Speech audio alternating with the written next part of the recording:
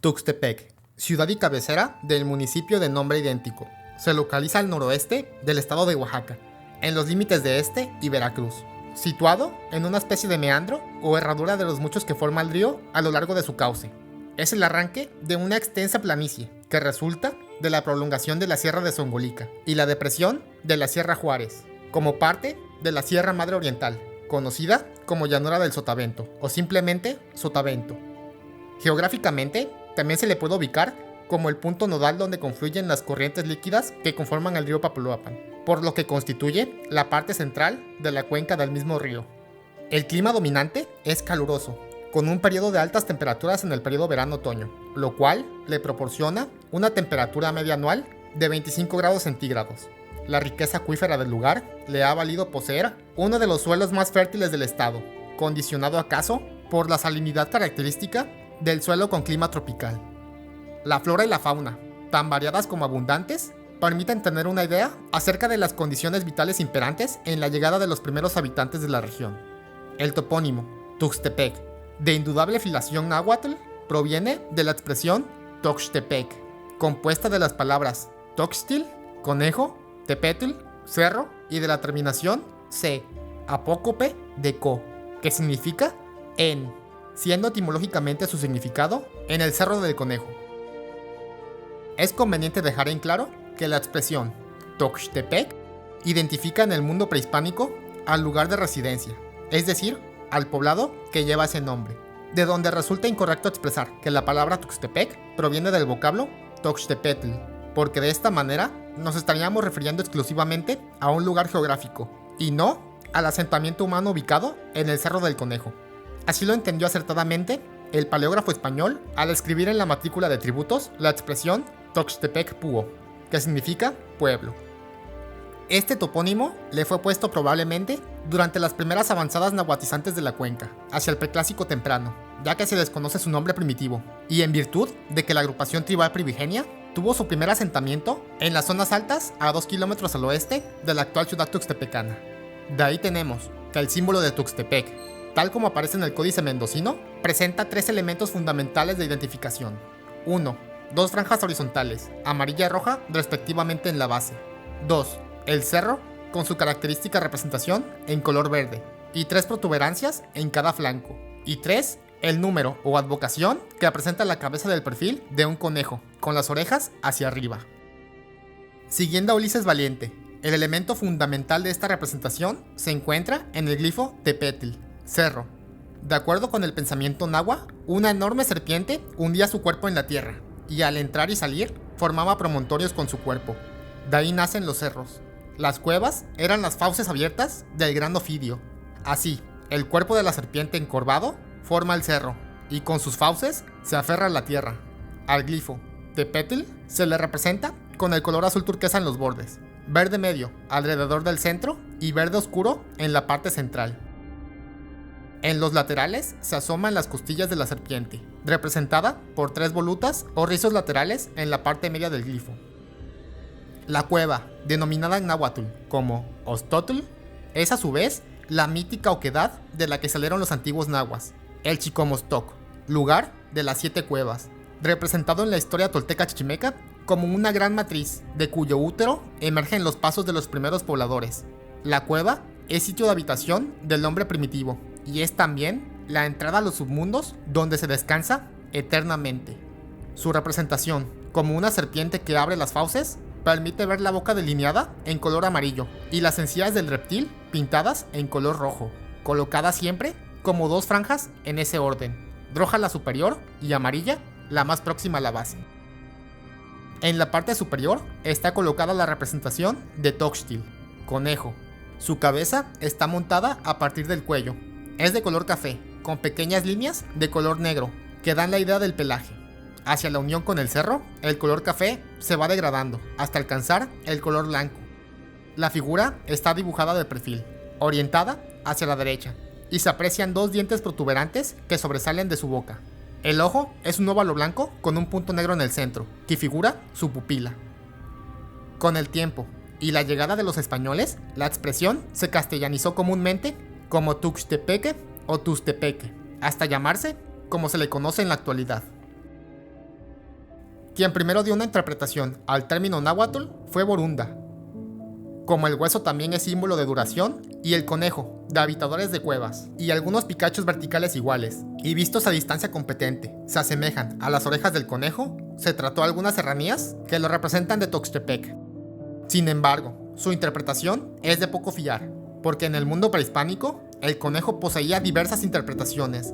Lo mismo se asociaba al otoño que a la luna. Para los antiguos mexicanos, el conejo era el numen de la agricultura, de la fertilidad y de la embriaguez, y se hallaba íntimamente ligado a la tierra y la luna. En la leyenda tolteca de los soles, por ejemplo, al formarse por cuarta vez el universo y sus pobladores, aparecieron en el firmamento el sol y la luna. Esta, al querer brillar más que el sol, motivó que Papastal le arrojara un jarro con figura de conejo, disminuyéndole su brillo y dejándole esta figura impresa en la faz, de tal manera que el conejo y la luna, símbolo arquetípico de la fertilidad, se encuentran unidos en la mitología prehispánica. Por ello resulta común encontrar en varios códices antiguos la representación del conejo saliendo del arco de la luna. Por tanto, es fácil pensar que aquellos lugares fértiles, bondadosos y pródigos, poseedores de los atributos del conejo, fueran llamados Tuxtepec, en el Cerro del Conejo, en el Cerro de la Fertilidad y la Riqueza. Es difícil precisar en qué momento y bajo qué circunstancias específicas llegaron los primeros pobladores a la región del Papaloapan, concretamente al Papaloapan Medio, donde se localiza la ciudad de Tuxtepec y sus inmediaciones.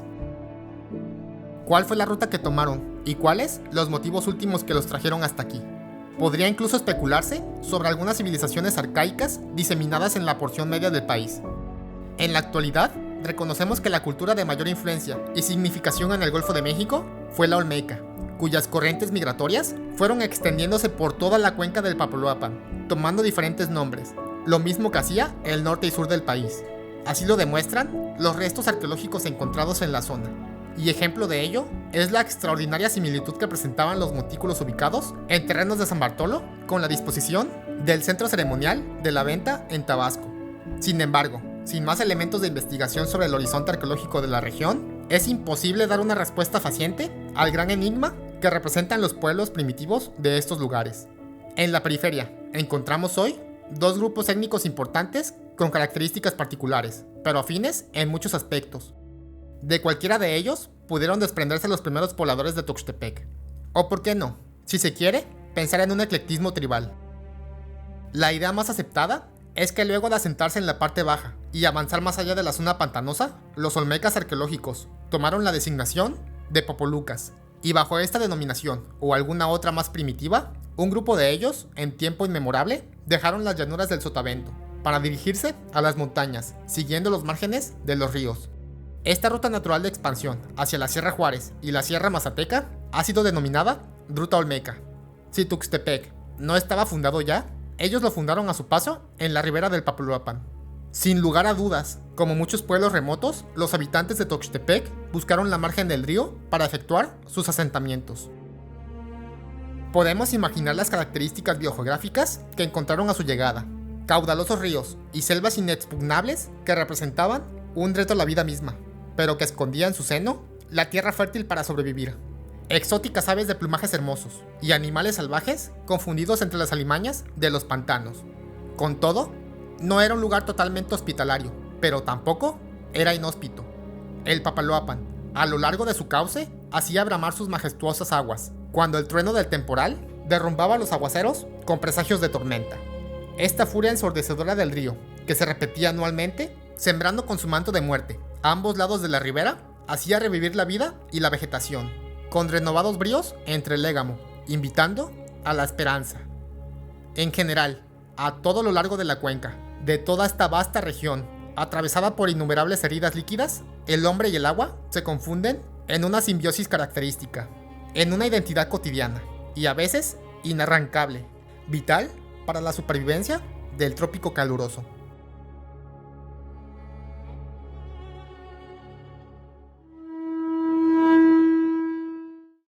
Al sur de Tuxtepec habitaron los chinantecos.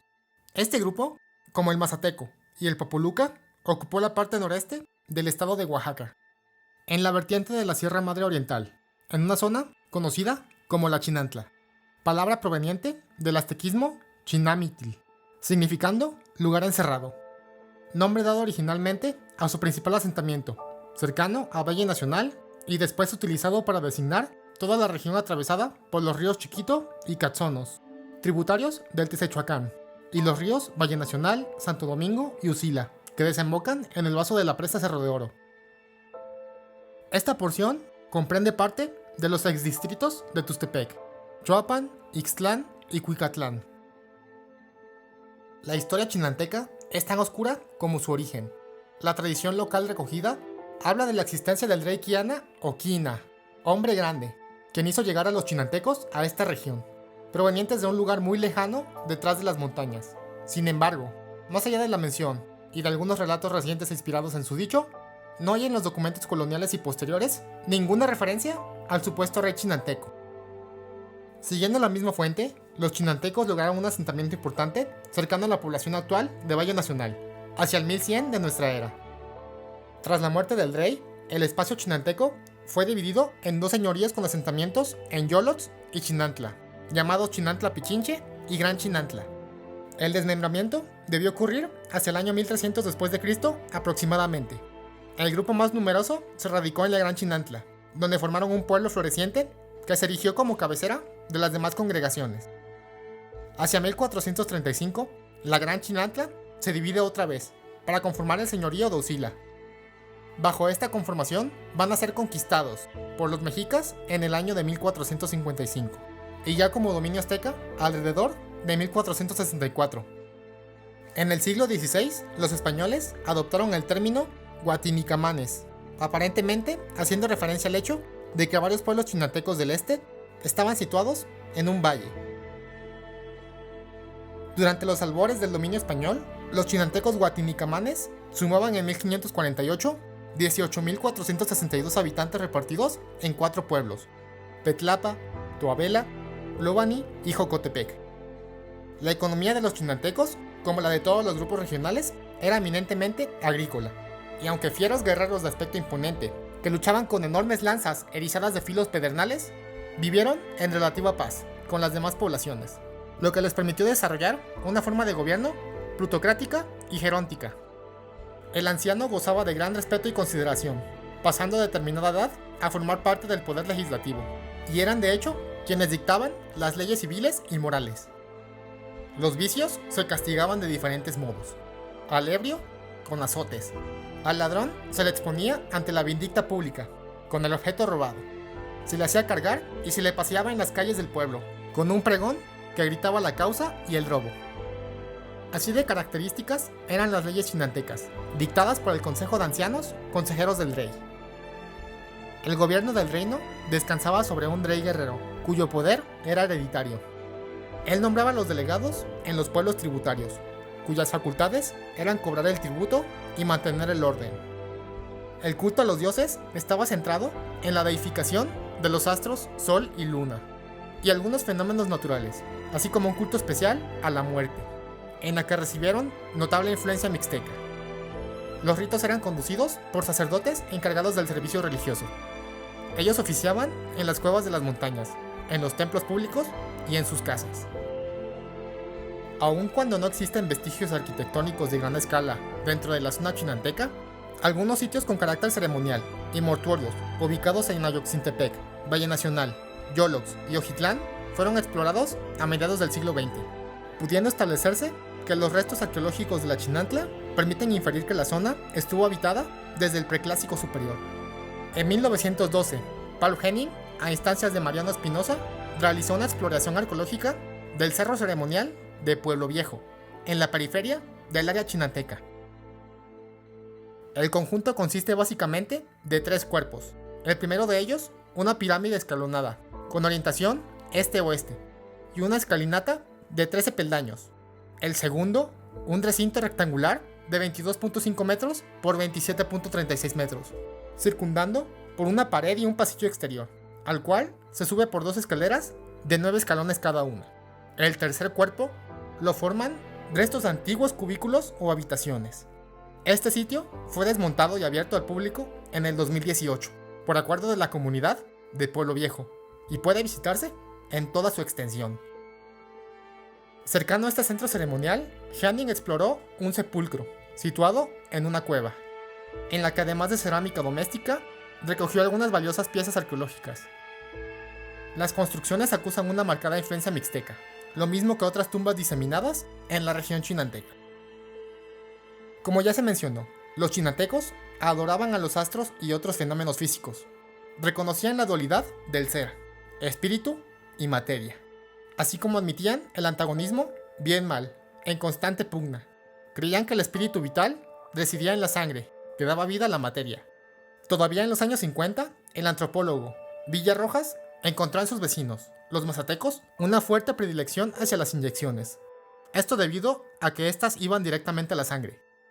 Sabemos tan poco de la cosmogonía de estos pueblos que el universo mágico dentro del que se mueve su visión del mundo aparece para la mentalidad contemporánea como prácticas folclóricas saturadas de ignorancia y salvajismo. Sin embargo, para el hombre primitivo, que vivía en relación directa con los elementos naturales, lo mismo la montaña que los ríos, les tenían una significación especial íntimamente ligada a su creencia y a su propia naturaleza.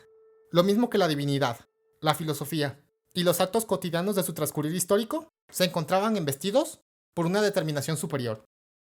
Tiempo después, fenómenos físicos de diferente índole obligaron a los chinantecos a mudarse de sus asentamientos originales. Estas movilizaciones, provocadas después por epidemias o catástrofes, fueron más tarde muy recurrentes y la causa más importante del despoblamiento y abandono de los pueblos chinantecos. Hacia 1507, de acuerdo con Barabás, quien sigue a Espinosa, un grupo importante de chinantecos, tras grandes afectaciones por las avenidas del río, se desprendió de Ocila para formar el pueblo de Ojitlán y las comunidades inmediatas donde se han localizado importantes sitios arqueológicos. Cualquier fenómeno natural puede obligar a los chinantecos a remontar el curso de los ríos corriente abajo. Cuando las limitaciones naturales hicieron necesaria la comunicación con los pueblos vecinos, o el deseo mismo de salvar sus fronteras, ahumado a las corrientes comerciales que tendieron un nexo entre los demás pueblos ribereños, provocaron el descenso de los chinantecos hacia la planicie, yendo al encuentro de sus coterranos, los techtepehuas, porque las altas montañas nunca fueron un impedimento para los chinantecos. Así lo demuestran los restos arqueológicos encontrados en la zona. Mantuvieron un intenso intercambio material y cultural con los grupos vecinos, zapotecos, mixes, nahuas de la costa y del Valle de México, de los cuales aprendieron diversas técnicas constructivas y costumbres. Hoy se habla incluso de la posibilidad de la existencia de una técnica metalúrgica propiamente chinanteca.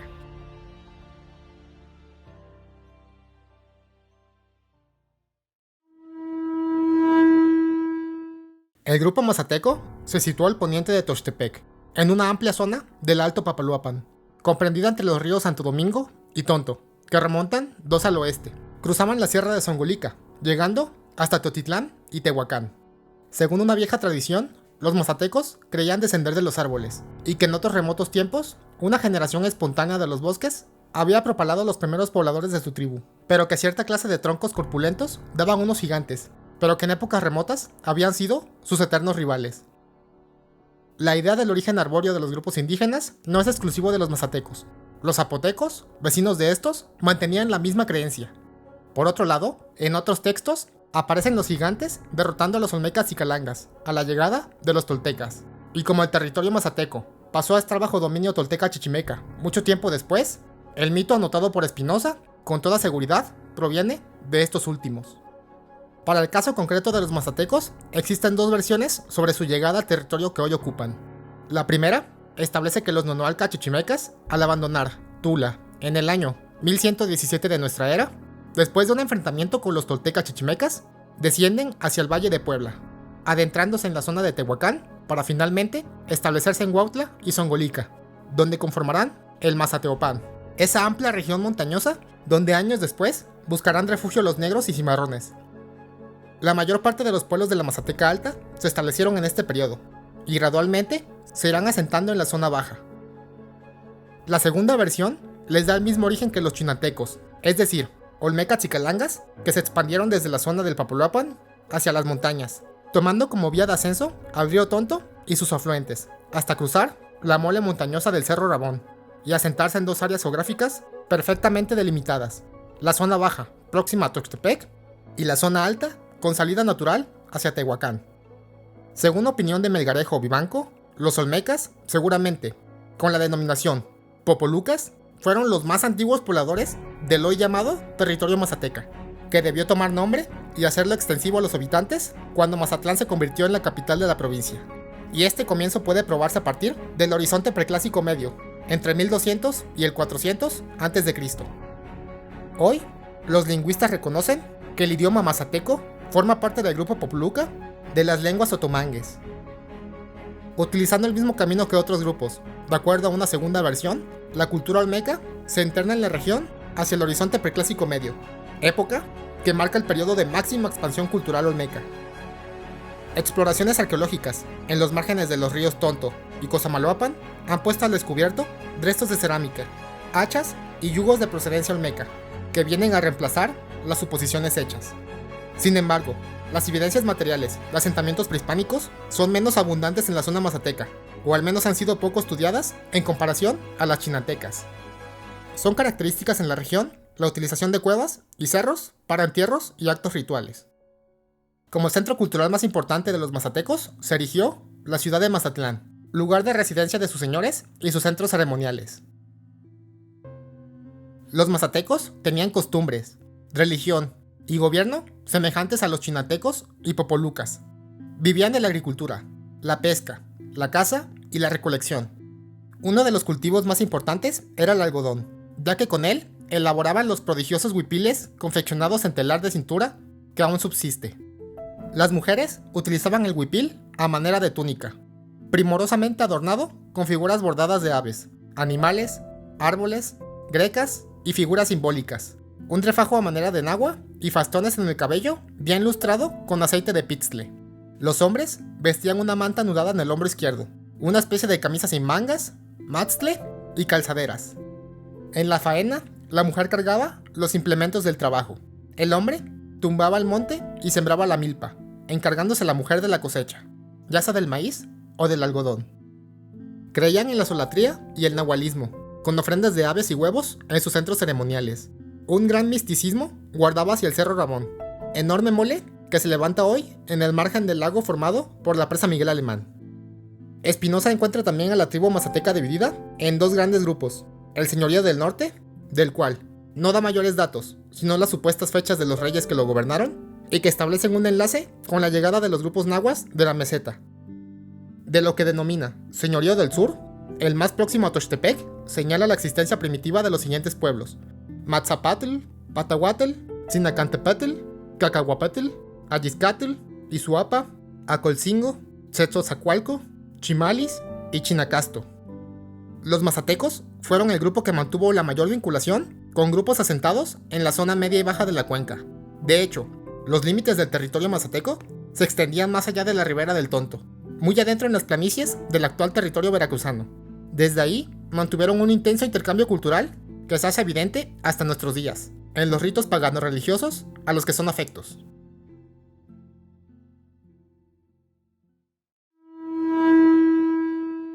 La mayor parte del territorio popoluca pertenece al actual estado de Veracruz, pero las divisiones territoriales en la región son un fenómeno bastante reciente, que aún suscita controversia en muchas partes. Los olmecas, o popolucas, al considerarse el grupo más numeroso asentado en la zona media del Papaloapan, es a quienes reconocemos como los primitivos fundadores del Tuxtepec antiguo. Los popolucas se dividieron en varias ramas, repartiéndose en diferentes puntos de la región. Una cuña que aún existe y que es cercana a Tuxtepec la constituyen los popolucas de Sayula de Alemán, fuertemente emparentados con la región mixe de Oaxaca, mientras que, detrás de la zona mazateca, en el valle de Tehuacán, existen los popolucas, una fracción del mismo grupo que quedó escindida por las influencias culturales. Mucho antes que los toltecas florecieran en Tula, los popolucas ya se habían extendido por la porción media y baja del Papaloapan, en mayor número hacia la zona pantanosa. El centro político y ceremonial más importante de esta porción se encontraba en Huaspaltepec. Otros grupos popolucas buscaron asentarse entre los límites de Oaxaca y Puebla. Otra rama popoluca vino a habitar la parte baja de la costa del Golfo Mexicano, formando los señoríos de Tochtepetl, Cosamaloapan, Huaspaltepetl y Tenantitlán. Eran varios los jefes que guiaron en su dilatada peregrinación a este grupo. Había un rey, que era sacerdote y caudillo, quien ejercía el mando supremo. Este hacía desprender su peregrinación de un país que estaba al norte a una gran distancia, y que se había detenido 2 veces por largos años en su largo viaje. Una vez asentados, dividieron su país en 4 señoríos, tomando por jefes a los descendientes de sus caudillos. Hacían sacrificios de prisioneros de guerra o de animales al dios del sol o al del agua o a otras deidades que veneraban en sus templos, los cuales eran unas plataformas de 25 varas de alto, a donde se subía por escaleras de piedra interiores, hasta llegar a una superficie de 18 varas cuadradas. Allí se hacían grandes ceremonias al sol, presentándoles el corazón de las víctimas y arrojando el cuerpo al pueblo, que reverente recibía el sacrificado y comulgaba con su carne que juzgaban estaba sagrada. Los popolucas incrementaron fuertemente el comercio con los pueblos vecinos, ya que ha sido desde tiempos inmemorables una de sus características sobresalientes. Cuando los grupos nahuas los dominaron, les impusieron la adoración del dios del comercio, el cual fue sustituido a la llegada de los españoles por cristos negros, que aún pertenecen en la región, como en Tlacotepec, Puebla y Otatitlán. En los intercambios comerciales tocaban a chinantecos, mazatecos y mixes en la región inmediata, con quienes intercambiaban tintes vegetales, algodón, hule, grana, cacao, etc. El señorío de Cosamaloapan estuvo integrado por Amatlán, Chacaltianguisco, Cosamaloapan, Tlacotalpan y Tlacojalpan. El señorío de Huaspaltepetl lo formaban Huaspaltepetl, Latani, Xochapán, Tatahuicapán, Nemaltepetl, cuyos pobladores formaron más tarde Playa Vicente y Tezechuacán. Tenochtitlán, hoy conocido como San Juan Evangelista, tuvo 11 pueblos, pero no hay mayor información al respecto. A continuación, veremos la relación de los pueblos sujetos al señorío de Tuxtepec. Los límites del señorío de Tuxtepec eran: al norte, el señorío de Cosamaloapan; al sur, la Gran Chinantla; al este, el señorío de Huapaltepet; al oeste, la Tierra Mazateca. Pueblos que integraban el señorío de Tuxtepec. Chinantepetl, en el Cerro de los Murciélagos, pueblo al que algunos autores han reconocido como el Chinacanostoc, que aparece en el Códice Mendecino. Estuvo situado 12 kilómetros al suroeste de Tuxtepec, en el margen del río Valle Nacional. Tenía por límites al oeste Tuxtepec; al sur, a 2 kilómetros, pasaba la línea divisora de las tierras chinantecas; al este, el desaparecido pueblo del que hablan las ruinas de Pueblo Viejo, también sujeto a Tuxtepec; al poniente, Tenalcatepetl. Este pueblo desapareció en el año de 1490. Según Espinosa, estaba al pie del Cerro Pelado, hoy Sebastopol. Antiguas construcciones, como las de Sebastopol, Peñarrubia y el Aguacate, pueden ser los vestigios del asentamiento de esta comunidad. Tenalcaltepetl, Cerro de Cal, pueblo situado a 14 kilómetros al suroeste de Tuxtepec, en la explanada que forman la caída de 2 cerros, como a 2 kilómetros al norte de la finca de San Rafael. Lindaba al norte y oeste con las tierras mazatecas, al sur con la Chinantla y al este con Chinantepetl. Tenestepetl, Cerro Lindero, pueblo al noreste y a 10 kilómetros de Tuxtepec, que desapareció por el año de 1490, bajo el dominio de Moctezuma. Servía de límite señorío de Cosamaloapan, como a 1 kilómetro del arroyo Agua Fría, en terrenos de San Bartolo, cuyos linderos eran: norte, señorío de Cosamaloapan; poniente y sur, Tuxtepec; oriente, Zacatispán. Se destacaba por su producción de algodón. Poseyó en su florecimiento una pirámide artificial, a escasos 2 kilómetros de la carretera Tuxtepec-Papaloapan, y muy cerca de la vía del ferrocarril por esa parte. Se han ubicado los promotorios que se hablan la existencia de este pueblo. Otatitlán, en el lugar de los Otates, pueblo situado a 15 kilómetros al noreste de Tuxtepec, en el margen del río Papaloapan. Poseyó una importante actividad comercial y religiosa, en especial a la llegada de los españoles, puesto que no sufrió los ataques que desembarcaron al señorío de Tuxtepec. En el momento de la congregación, en 1600, fue descrito como pueblo cabecera. Tiene 45 tributarios enteros. La iglesia cubre de paja con sus paredes edificios de poca consideración. Está en un llano, buen sitio y la tierra parece fértil, y junto al río de Alvarado que pasa por él, y el monte cerca, y son de la doctrina de Chacaltianguisco, que dista 8 leguas. Acude el ministro a visitarlo 10 veces en el año. No hay río en el camino que pasar. Hacen cementeras de algodón y cogen mucho cacao. Y son mexicanos de nación. Es tierra caliente y no es camino pasajero. Zacatispán, en el río del Zacatal. población a orillas del agua a 16 kilómetros al este de Tuxtepec. Lindaba al norte con el señorío de Cosamaloapan, al sur, pueblo desaparecido del señorío de Tuxtepec, al este, Cacahuazuchitlán, al oeste, Tuxtepec. Este pueblo dejó de existir por los años de 1460, bajo el imperio de Moctezuma. En el reporte estadístico de 1901 se da cuenta del arroyo Zacatitzpan, con nacimiento en terrenos de agua fría y desembocadura en el río del Obispo. De igual forma, existe al norte de la ciudad de Loma Bonita la comunidad de Zacatitzpan, próxima al sistema lagunario de este municipio. Cacahuazuchitlán, lugar en donde abunda la flor del cacao. Situado a 19 kilómetros al este de Tuxtepec, lindaba al norte y este con el señorío de Cosamaloapan, al sur con Mixtlán, al oeste con Zacatitzpan y Tuxtepec. Desapareció por el año de 1460, bajo el reinado de Moctezuma. Fue el sitio elegido para congregar a las poblaciones circunvecinas por el año de 1600. El pueblo de Mixtlán floreció igualmente por aquella época. Mixtlán se erigía como centro ceremonial de importancia en la zona que hoy pertenece al municipio de Loma Bonita. En la época de la congregación fue descrito como: en esta comunidad fue localizada una escultura de piedra, la cual fue identificada como la diosa Izpapalotl. Es una diosa originaria del grupo Chichimecas, que se relacionaba con la madre tierra en el aspecto del sacrificio, la muerte y la guerra. Otro pueblo con marcadas características ceremoniales y al que nos hemos referido como pueblo desaparecido estuvo localizado a 1,5 kilómetros del arroyo Obispo y a 1 kilómetro del arroyo La Mina, del cual ya describimos sus construcciones, pues todo parecía indicar que estuvo habitado por chinantecos, pero sujeto a Tuxtepec.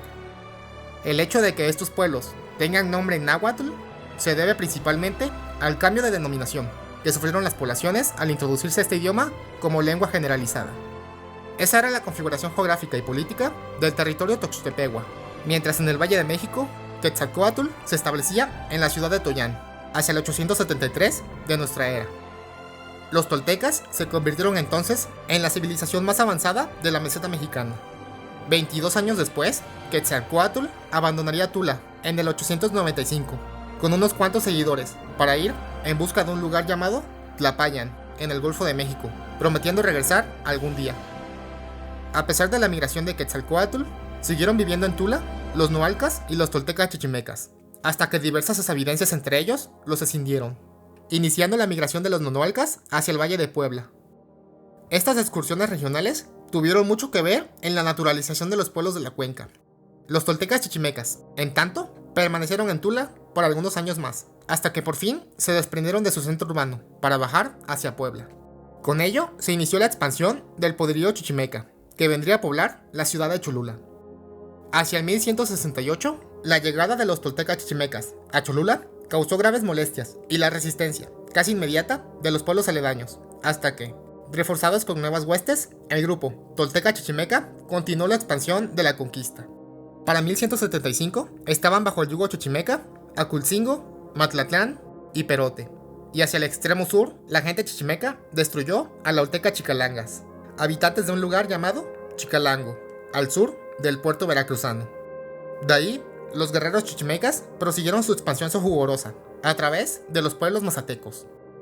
En el 1176, los toltecas chichimecas sojuzgaron a Tuxtepec. Así, en Tuxtepec, los chichimecas destruyeron a los señores de los tuxtepeguas. Este dato es el más antiguo que se conoce sobre la historia tuxtepecana que se haya registrado. Para entonces, el señorío de Tuxtepec tenía bajo su poder a varios pueblos de la tierra mazateca, expandiéndose sus dominios hasta el arroyo conocido como Matzin. El dominio tolteca chichimeca trajo como consecuencia el abandono de hogares y pueblos, muchos de los cuales se dirigieron hacia las montañas, en su afán por evitar caer bajo el dominio chichimeca. Entre otros que buscaron las montañas se encuentran los pueblos del señorío de Tenantitlán, al igual que Xochiapán, Tatahuicapán y otros pueblos del señorío de Huaspaltepec. Los demás cargaron sobre sus espaldas la pesada cruz del tributarismo. La conquista tolteca chichimeca dio a Tuxtepec un nuevo brío, una fisionomía diferente en su carácter urbano. Se fue convirtiendo en un centro ceremonial de relativa importancia en el tráfico mercantil con los pueblos de la Chinantla y el Bajo Papaloapan. El choque violento de dos culturas, con desenvolvimiento desigual, trajo a la larga la fusión de sus caracteres disímbolos. Acabaron por fusionarse ambas tribus, quedando formada desde entonces una sola nación, con una sola lengua, la mexicana, y dos razas que llevaban en el alma el cacao, algodón y cristal de roca. Contribuían a la guerra con sus jefes, cuando así lo ordenaba el rey. Eran obedientes y sufridos con sus señores, haciendo el yugo menos pesado y la carga más ligera, hasta que con el transcurso del tiempo adoptaron sus costumbres y formaron un solo pueblo. Esta fusión de dos culturas equidistantes fue el resultado de un largo proceso, a través del cual pocos grupos conservaron su denominación y la lengua popoluca, reemplazándola por el náhuatl, forma arcaica del náhuatl, y al final, por esta misma lengua, muchos de los asentamientos popolucas, que se transformaron en pueblos náhuatl en la parte media de la cuenca, continúan sin ser explorados en la parte oaxaqueña, y mayor fortuna han tenido en la población veracruzana. De las pocas exploraciones documentadas en la región se encuentran las realizadas por Jürgen Bruggemann en el sitio El Fortín, en la comunidad de Tetela, pertenecientes al municipio de Catlán de Pérez, en 1968. Observo que el sitio de Tetela, Oaxaca, presenta un patrón de asentamiento diferente, con una mayor población, agricultura intensiva, agrupamiento planificado de estructuras, orientándose a un eje y un sistema constructivo formado por cantos rodados revestidos con una capa de mezcla de cal, reflejando algo de la concepción del patrón del asentamiento del altiplano, y con ello, de su organización sociopolítica. Del análisis estadístico de los tipos cerámicos, concluyó que Tetela presenta una ocupación continua, iniciada en el clásico, pasando por una fase transicional al posclásico temprano, y termina en el posclásico tardío, contando con la presencia de cerámica. Para la fase transicional, finales del clásico, principios del posclásico, varios sitios del preclásico y clásico desaparecen, y hay un cambio cultural notorio en el sitio de Tetela. Para entonces, en el Valle de Náhuatl ya despuntaba un nuevo grupo, que vendría a escribir las páginas más gloriosas de la historia mesoamericana. Emergía de las aguas el águila que sostiene en el pico el símbolo de la guerra, y sobre las mismas aguas, los palacios de la Gran Tenochtitlan anunciarían al mundo el inicio de la hegemonía azteca.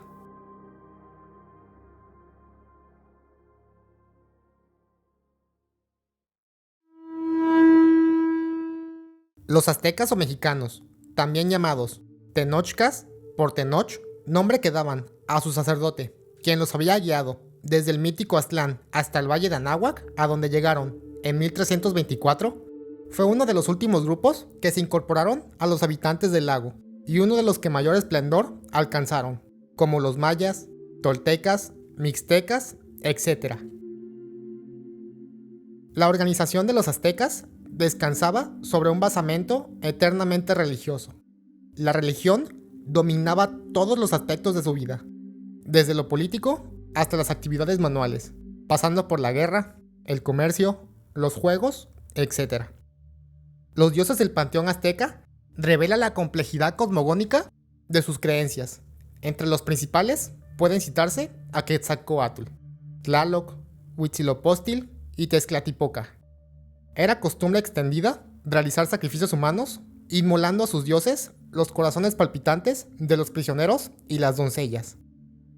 La organización político-social de los aztecas evolucionó gradualmente desde la conformación de ciudades-estados hasta la configuración de un imperio absolutista, al frente del cual se erigía el jefe supremo o Hueytlatuani, cuyo cargo no era hereditario, sino electivo dentro del mismo linaje por un consejo de jefes de los distintos grupos. La sociedad mexica estaba integrada en sus estratos más altos por la nobleza, los altos sacerdotes y los jefes militares. Le continuaban los servidores públicos, los mercaderes, los artesanos, el pueblo y por último, los esclavos. En el aspecto económico, intensificaron el comercio y la agricultura, pero una gran parte de su economía se basaba en la imposición tributaria. Grandes constructores y artistas destacados, los aztecas lograron levantar un imperio poderoso y floreciente. La expansión militar del imperio Tenochca se inició cuando Itzcoatl, con la ayuda de Tacuba y Texcoco, derrotó a los tecpanecas de Azcapotzalco en 1428. A partir de ese triunfo, se conforma la unidad que llevaría a los mexicas a la expansión constante. A través de la diplomacia y el comercio, el imperio fue salvando sus fronteras y conectándose con nuevas provincias factibles de conquistar. Los emisarios o embajadores eran personas de la nobleza, que tenían a su cargo el quehacer diplomático de las ciudades, en tanto que los comerciantes ambulantes o pochtecas tenían libre el tránsito por todas las ciudades y provincias, sin más restricción que las leyes particulares de las regiones no sojuzgadas. Moctezuma el Wilcamina, por el año de 1454, se lanzó a la conquista y sometimiento de los pueblos vecinos, como represalia por la muerte de algunos mercaderes aztecas, sujetando al imperio a muchas regiones inmediatas, y siguiendo su línea expansiva, llevó la guerra hasta el señorío de Coixtlahuaca, donde gobernaba el soberano Atonatzin. Los mexicanos sabían aprovechar sus victorias. Sus conquistas ensanchaban el campo del comercio, que cada día se hacía más activo y más vasto, y el comercio era a la vez un elemento poderoso de ulteriores conquistas.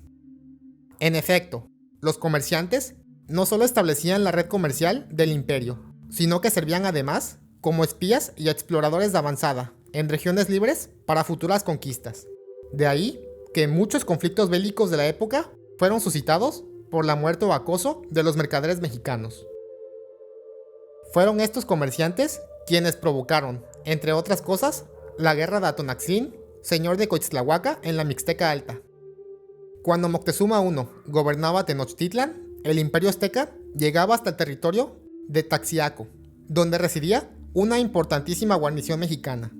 Aquello constituía de por sí una grave ofensa para el orgullo de Atonatzin, quien veía en aquellos un reto a su poderío y una amenaza inminente para el territorio mixteco. Por ello, los mercaderes y correos aztecas habían sufrido toda suerte de vejaciones al acercarse a sus dominios. Según costumbre invariable de aquellos tiempos, el monarca azteca envió al orgulloso Atonatzin una soberana embajada, preguntándoles la causa de su conducta y amenazándole con la guerra, si no le daban una satisfacción completa. Tal amenaza no pudo menos que ahondar la herida que había ya recibido el orgullo de Atonatzin. Por ello, recibió con desprecio a los embajadores, hizo sacar parte de sus riquezas y poniéndolas delante de los mexicanos, les dijo: «Llevad este regalo a vuestro rey y decidle que por él conocerá el amor que mis súbditos me tienen y la defensa que harán de mi persona. Acepto gustoso la guerra que me proponéis, y que quede en ella decidido si los mexicanos me tributarán a mí o yo a los mexicanos». La respuesta encendió el ánimo de Moctezuma, quien quiso personalmente dirigir la batalla. Armó un poderoso ejército y envió invitación para el mismo efecto al rey Netzahualcóyotl de Texcoco, y juntos situaron sus fuerzas en las fronteras de Coixtlahuaca. Atonaltzin, por su parte, mandó llamar a los reyes aliados, entre ellos los chinantecos y mazatecos, solicitándoles su ayuda para detener la marcha devastadora de los reyes del Valle de México.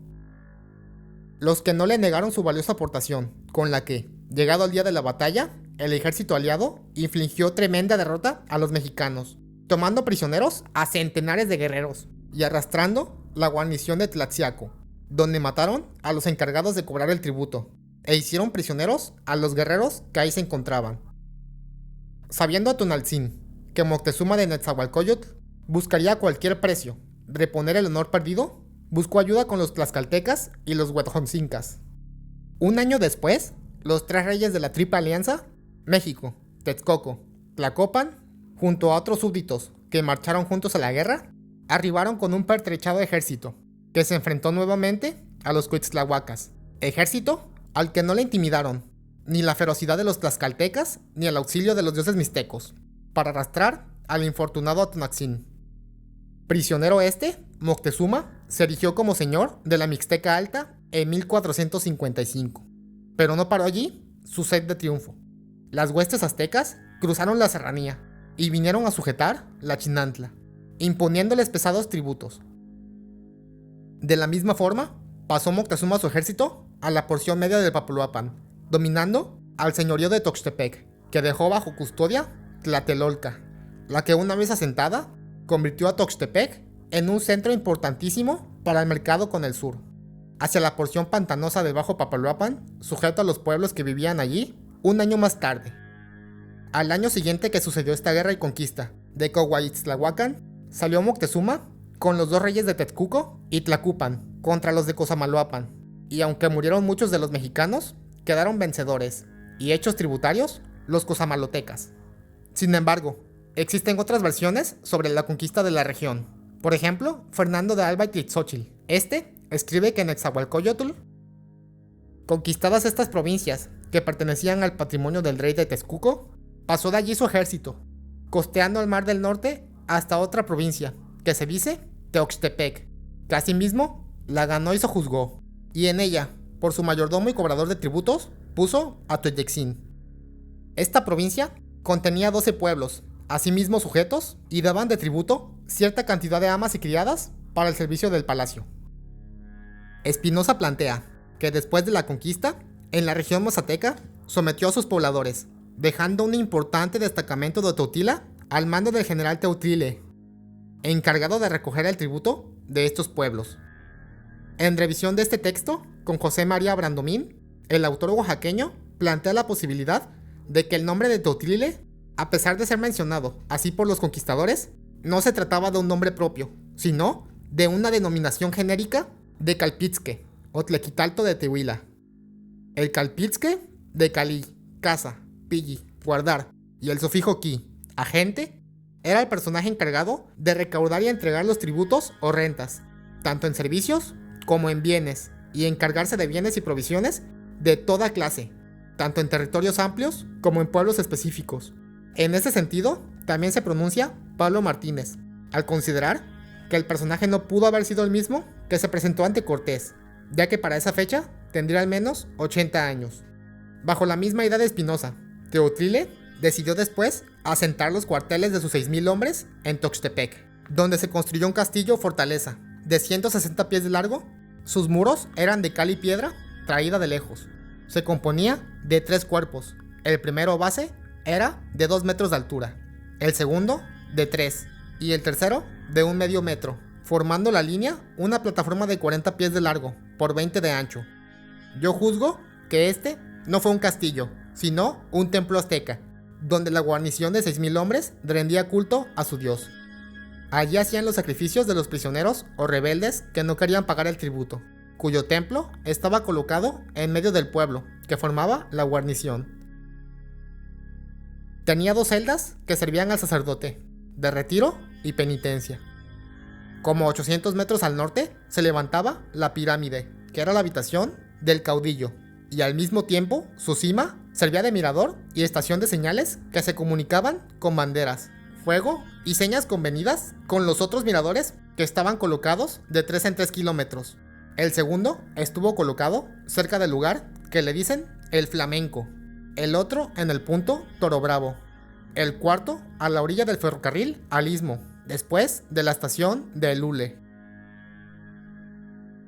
La segunda descripción de Espinosa corresponde a la construcción llamada comúnmente el Castillo de Moctezuma, al oeste de la ciudad. Palacios realizó en ella un reconocimiento en 1916. La segunda, nunca explorada, parece ser el cerrillo irregular donde se construyó el tanque de almacenamiento de agua potable de esa zona, llamado Moctezuma 2000. Aunque en el sitio no se encontraron piezas, adornos, piedras labradas ni ornamentos de ningún tipo. La existencia de un foso, a manera de protección, alrededor de la pirámide principal, ha suscitado múltiples leyendas, como la existencia de túneles subterráneos.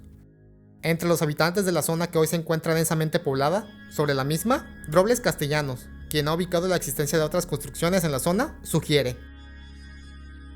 El presidio de Tuxtepec contaba con una yaocalli, erigida sobre un promontorio de tierra, situado en el margen oeste del río Santo Domingo, muy cerca del lugar donde sus aguas confluyen con el río Tonto y forman el río Papaloapan. El fortín, construido sobre una plataforma de nivelación, tiene varios montículos y altares y un teocalli o basamento piramidal, compuesto de 3 cuerpos sobrepuestos, hechos con lajas de arenisca traídas de la sierra. Hasta mediados del siglo XX, antes de que las construcciones modernas circundaran la zona arqueológica de Tuxtepec, se podía apreciar una zanja o foso que protegía a la plaza por sus lados sur y oeste, en tanto que en el noroeste existía una pequeña laguna con salida al río Santo Domingo. La evidencia de un sistema lagunario alrededor del emplazamiento de Tuxtepec ya había sido reportado en el siglo XVIII por el cura Francisco Cabezos Rendón, en respuesta a la cédula del 20 de octubre de 1776 sobre el estado de los pueblos de las distintas congregaciones religiosas. Por el lado del sur está una forma de herradura y a distancia se hallan varios mogotes de tierra, el mayor de altura de 6 varas, lugares que fueron de habitación de la gentilidad, pues los que lo han excavado han hallado en ellos varias piezas de losa o de barro. También se hallan en este mismo rumbo, a distancia de 1 legua del pueblo de San Juan Tuxtepeque, los vestigios de un palacio que dicen fue de los reyes gentiles, que según se ve fue grande y hecho de piedra, pues habiéndose consumida mucha desde su descubrimiento, hay tanta que aunque sacaran mucha para hacer cal, tendrán muchos años en consumirle, y se presume que habrá enterrado algún tesoro. También, a poca distancia de este edificio arruinado, se halla una laguna, en donde en su fondo, por la claridad del agua, se ven varias casas de piedra, pero las impide extraerlas las muchas sanguijuelas que tiene, pues a uno que se ofreció a sacar un metate, si no sale tan presto y se las cortan, hubiera muerto de ellas. De esta laguna y palacio se decanta mucho haber en ellas tesoros, e indios atribuyen que la sanguijuela sea por el encantamiento de los gentiles, hallándose también varias lagunas que los bajiales quedan de las inundaciones generales, que estas en el invierno se vacían y secan, que por no ser permanentes no refiero a sus lugares. En fechas posteriores, alrededor del recodo de herradura que conforma la ciudad de Tuxtepec, se han encontrado diversos montículos que sugieren otros tantos sitios arqueológicos, los cuales a la fecha no se han explorado. En algunos de ellos se han localizado accidentalmente figurillas, puntas y restos de cerámicas por los habitantes de las áreas inmediatas, y son abundantes los materiales superficiales como restos de obsidiana y tiestos de cerámica. Más tarde, en 1941, Juan Valenzuela realizó algunas exploraciones en el sitio, encontrando cerámica de tipo Azteca 4 y una tumba con techos de lajas, esta muy destruida, que contenía como ofrenda figurillas de barro del mismo tipo. Una información no confirmada señala que un alemán de apellido Mullered realizó una exploración en el sitio, haciendo detonar una carga de dinamita que fragmentó la estructura.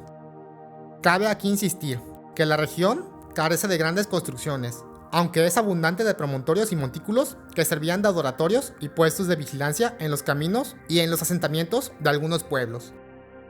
Gran parte de estos sitios fueron ubicados por Lorenzo del Peón Caso. En su carta arqueológica, aunque hasta la fecha no se ha realizado un reconocimiento sistemático de los mismos, estimó que estos montículos cumplían una función muy importante en la protección de la zona y marcaban la ruta de los intercambios, así como la del traslado del tributo. Hacia la zona chinanteca, el primer montículo estaba ubicado en la comunidad de Los Cobos, posteriormente en Sebastopol, El Aguacate, Peñarrubia y así sucesivamente. Hacia la parte baja del Papaloapan, el siguiente montículo estaba en el Flamenco. A partir de ahí pueden establecerse dos rutas. La primera, siguiendo la margen izquierda del Papaloapan, incluye a Mundo Nuevo, Toro Bravo y se continúan hacia El Porvenir y Zacate Colorado. La segunda cruza el río en este punto y considera los sitios arqueológicos de San Bartolo y Pueblo Nuevo, prolongándose en territorio veracruzano con los sitios Las Piñitas, La Carmela, San Francisco, el Panteón en Otatitlán y se continúa con una sucesión de sitios arqueológicos hacia Tlacojalpan. Hacia el oeste, la siguiente ubicación arqueológica se encuentra en las cercanías de Arroyo Macín, en los límites de las tierras chinantecas de Ojitlán, mientras que hacia el noroeste hay una sucesión de sitios que siguen el curso del río Tonto hacia la confluencia con el río Amapa.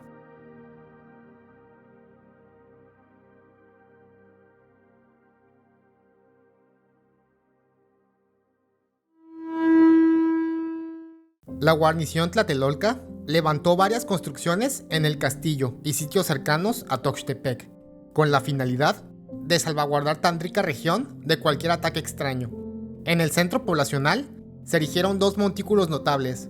Uno de ellos servía como adoratorio y presumiblemente debió contar con algún tipo de construcción en la cima.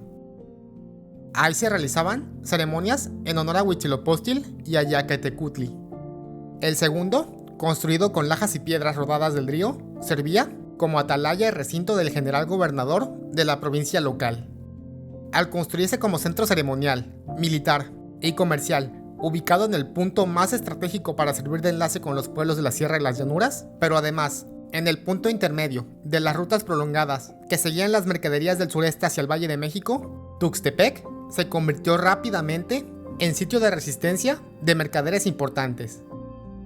Los pochtecas andaban libremente desde la Gran Tenochtitlan hasta Tuxtepec, y aquí cambiaban de idioma y vestiduras para no parecer en manos de los enemigos de otras provincias. Si bien se situaban aparte de la clase de los nobles y de los plebeyos, las asociaciones mercantiles estaban estratificadas internamente.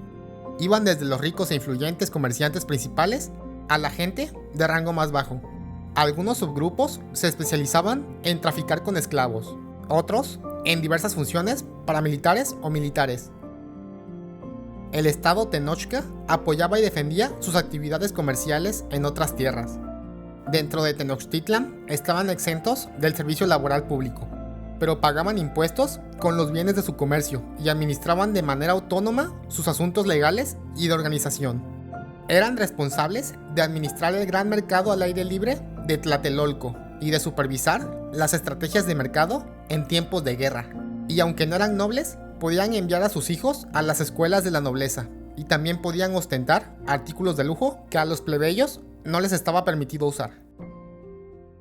Las conquistas militares que expidieron el poderío azteca hasta Centroamérica tuvieron como base a la guarnición militar de Tuxtepec, donde, para enfatizar su carácter militar, funcionaba un taller de obsidiana especializado en fabricar puntas de flecha, navajas y raederas para usos tanto militares como en faenas domésticas, como descamar pescado.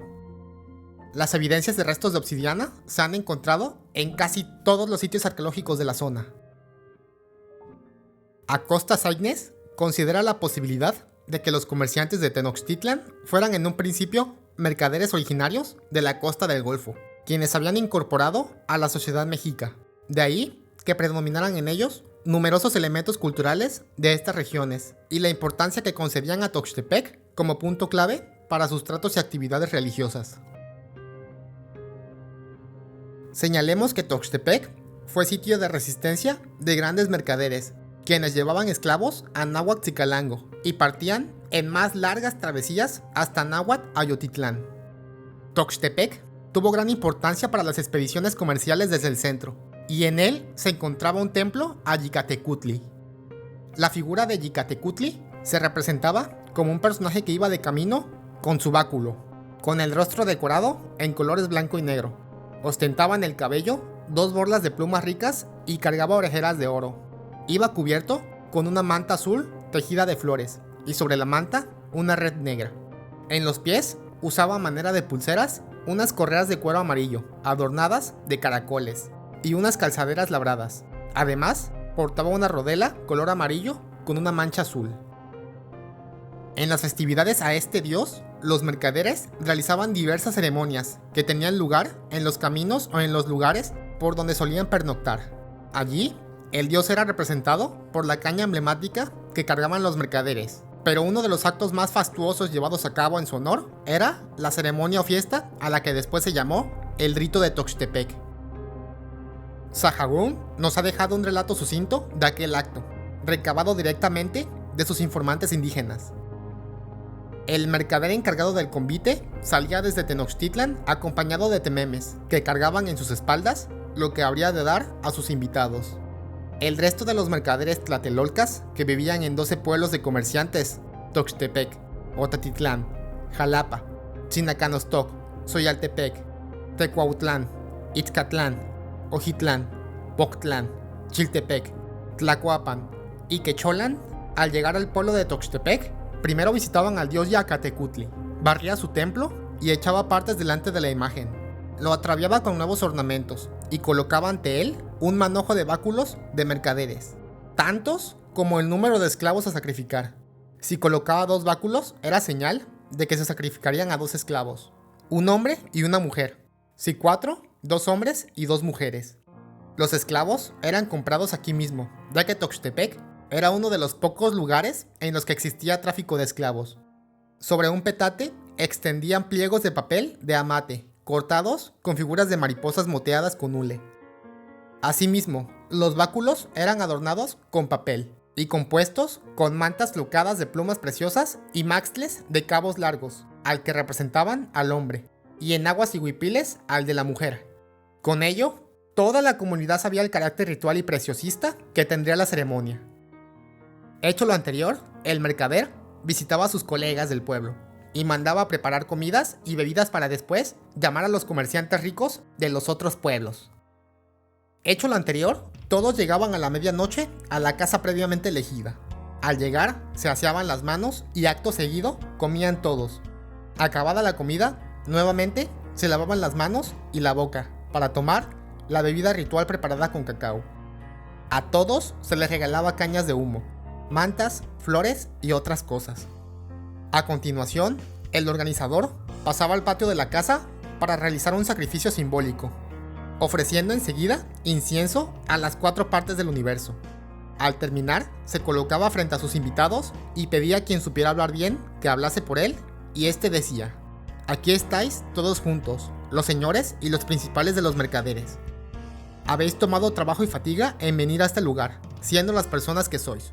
Tú, que eres fuerte y valiente, que eres acostumbrado a los trabajos de los caminos por los cuales pones a riesgo tu vida y salud, atreviéndote sin temor a subir y descender los riscos, y barrancas y montes con fatigas y trabajos, buscando los regalos y delicadezas de nuestro Señor Dios. Mira aquí el fruto de los trabajos de pasar sierras y barrancos, y no es bien que quede sin galardón, ni que se pierda el fruto de las cosas ganadas y de riquezas a nuestro Señor Dios, y porque este que aquí veis quiere hacer algún servicio y mostrar agradecimiento al Señor Dios Huitzilopochtli, matando a algunos esclavos en su presencia, por lo cual ha venido a convidarnos. No hay otras cosas que decirnos, más de lo que habéis oído, señores, y principalmente mercaderes. Luego que lo oían, alguno de ellos respondía lo siguiente: señores nuestros, mercaderes que estáis aquí presentes, ya hemos oído lo que vais a rogar con lágrimas y lloro. Ya hemos entendido el deseo de vuestros corazones, que lo habéis traído secreto y guardado desde allá donde venís, que es fruto de los trabajos de este señor mercader, que nos viene a convidar. Esto es merced que recibimos, y se nos hace por amor a nuestro Señor Dios. Después de sacrificados los esclavos, el mercader se despedía de la casa donde posaba, y tomando su báculo adornado con bolas de plumas ricas, emprendía el camino de regreso. Los mercaderes de los 12 pueblos no solo habitaban aquí, sino que hacían incursiones frecuentes a la gran Tenochtitlan, pues poseían casas inmediatas al mercado de Tlatelolco.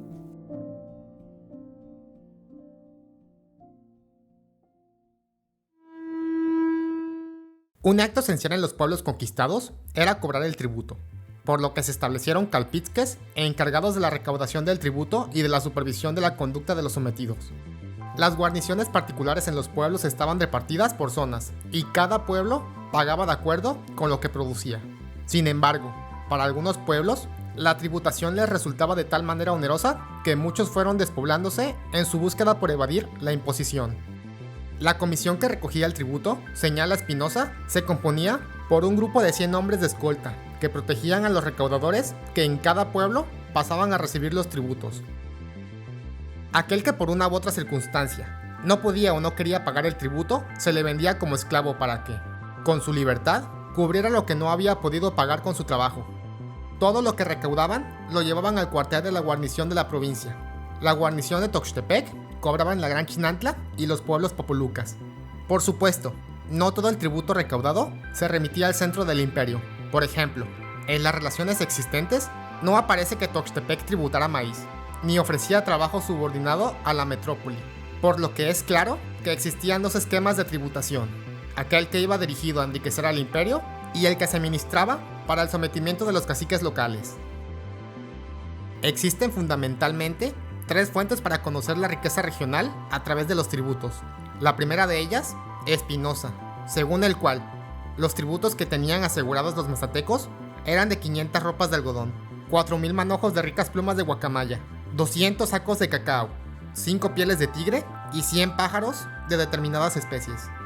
Tuxtepec y Otatitlán pagaban 500 ropas de algodón, 50 jícaras de oro, 1000 sacos de cacao, 24,000 manojos de plumas de guacamayas, 6 collares, 2 de ellos de esmeraldas finas y 4 de ordinarias, 20 pendientes de ámbar engarzados y otros de cristal de roca, 100 botes de liquiambar y 16,000 pelotas de hule. La Gran Chinantla pagaba 500 ropas de algodón, 1000 jícaras de oro en polvo, 500 mantas cuadradas, 200 sacos de cacao, 2000 manojos de plumas, 3000 picas de cobre, 2000 botes de liquiambar y 4000 vainillas. Y aunque Espinosa no cita la fuente de su información, sus datos se parecen mucho a los del Códice Mendocino. Una segunda fuente de información, aunque parcial, está constituida por las llamadas relaciones, levantados durante la colonia en distintos pueblos a manera de cuestionarios para informar al rey de España sobre las características y riquezas de los pueblos existentes. Estas fueron escritas en 1579 y existen dos de origen regional inmediato referidas a Chinantla y Usila. De acuerdo con las relaciones, el pueblo de Usila tributaba a 3 personas o entidades distintas: al cacique o señor de la provincia, el gobernador de la provincia, radicado en Tuxtepec, a quien le entregaban una cierta cantidad de oro, mucho cacao, algodón, maíz, chile, frijoles, tela de algodón, esteras de paja y toda clase de frutos nativos, y al propio Moctezuma, a quien cada año le pagaban un escudo redondo o chimalli, decorado con oro, así como un ornamento de quetzalli hecho de exquisitas plumas, un collar de cuentas de oro muy finas para el Hueytlatuani y otro para su esposa. A su vez, los pueblos de la Chinantla tributaban al señor de Chinantla, a quien le entregaban cacao, maíz, pescado, pollo, frijoles, calabazas y otros vegetales comestibles, y le prestaban servicios personales consistentes en arar sus campos y mantener limpias sus plantaciones o algún otro servicio solicitado por el gobernante. También tributaban oro y cacao directamente a Moctezuma. Dentro de este conjunto de relaciones, pero elaboradas en otras latitudes, debemos incluir la referencia citada por el historiador Ixtlilxóchitl, quien señala que el intendente local recogía cada año 40 cargas de mantas ricas y 20 de una especie de camisas tejidas de diversos colores, lo cual hacen 120. También hacía cultivar todos los años un campo de cacao que tenía 400 medidas de largo y 200 de ancho. Cobraba además 33 cargas de cacao, 2000 bolas de hule y 400 piezas de mantas teñidas con cochinilla, sin contar muchas obras de plumería y otros ornamentos para la guerra, así como armas y sirvientes.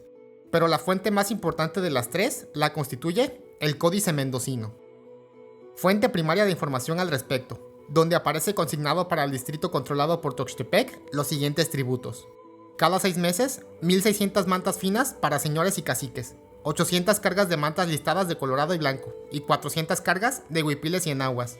Cada año tributaban una pieza de armas con la rodela guarnecida de plumas ricas, llevando por divisa un pájaro de colores, una rodela de oro, una divisa de armas con forma de ala, con plumas amarillas ricas, una diadema de oro, un apretador de oro para la cabeza, del ancho de una mano y del grueso de un pergamino, 2 sartas de cuentas de collar de oro, 3 piezas de chalchihuites grandes, 3 cuentas de chalchihuitl, 20 besotes de ámbar claro guarnecidos en oro, 20 besotes de cristal de roca con su esmalte azul y guarnecidos en oro, 80 manojos de plumas de quetzal ricas verdes, 4 piezas de plumas amarillas ricas, 8000 manojuelos de plumas turquesadas ricas, 8000 manojuelos de plumas verdes ricas, 100 ollas o cántaros de liquiambar fino, 200 cargas de cacao y 16000 pelotas de hule.